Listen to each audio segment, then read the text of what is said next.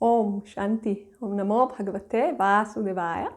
Welcome to another Yoga Small Talk, and we continue with 7 minutes Bhagavad Gita a day. We are reading from chapter 6, the Yoga of Meditation, and we started discussing Arjuna's questions to Lord Krishna, having heard the teachings about how to practice the Yoga of Meditation.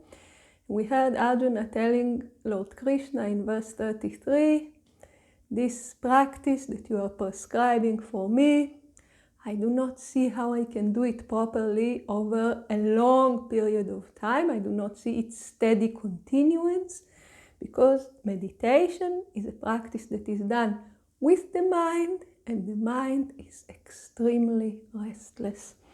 So you're asking me to go against the nature of the mind. And in verse 34, Arjuna gives more details. The mind verily is restless, turbulent, strong, and unyielding, O Krishna. I deem it as difficult to control as to control the wind.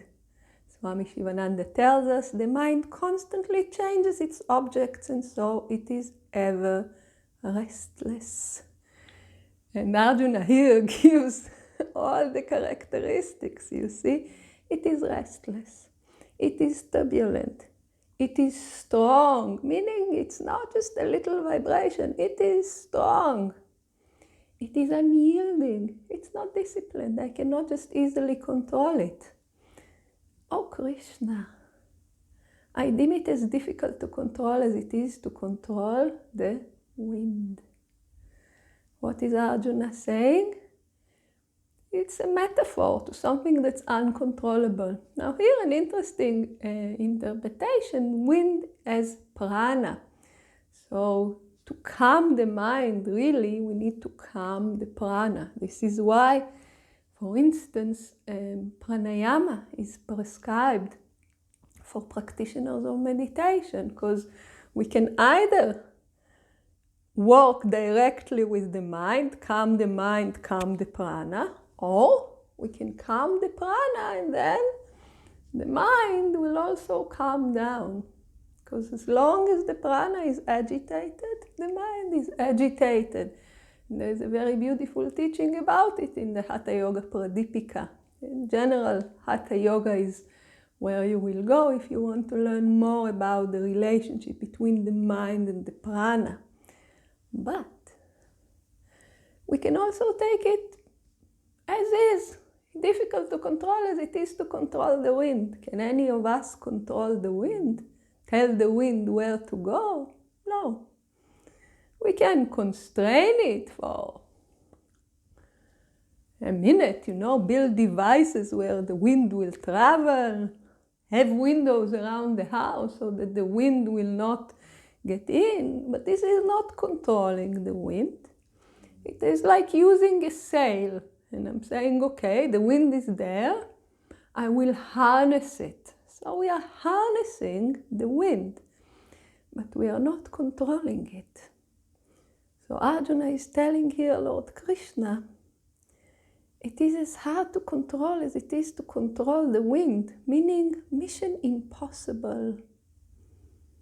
Actually, Arjuna is telling, as difficult to control as to control the wind, Swami Shivananda tells us it is even more difficult to control it than to control the wind. That's how Swami Shivananda tells us. It's beyond this impossible mission of controlling the wind. And another characteristics of the wind is that it goes very fast from one place to the other, and in a very, very subtle manner, meaning before we even notice, before we are able to understand what happened, it's there. And I remember one contemplation that I used to do. I was sitting by the ocean, and the ocean is calm as a mirror, so beautiful. And you sit there looking at the ocean, and it is so calm and so peaceful. feel this little breeze, nothing, too much, and before you know it, the whole surface of the ocean is completely agitated, turbulations, the whole thing. The wind came almost stealthily, and built up this agitated ocean. So in our mind it's the same. We sit, we are calm, we are somewhat peaceful, it looks okay, it feels okay, and then what happens? All of a sudden, huge agitation. Where did it come from? Why did I not notice it when it just started? Because of the subtle manner in which the mind operates. So Arjuna here tells Lord Krishna, I want to practice what you are teaching. I want to reach the goal that you are giving me. I believe in the teachings. Arjuna is not going against the teachings. Arjuna is not saying, these teachings of yours, they don't make sense.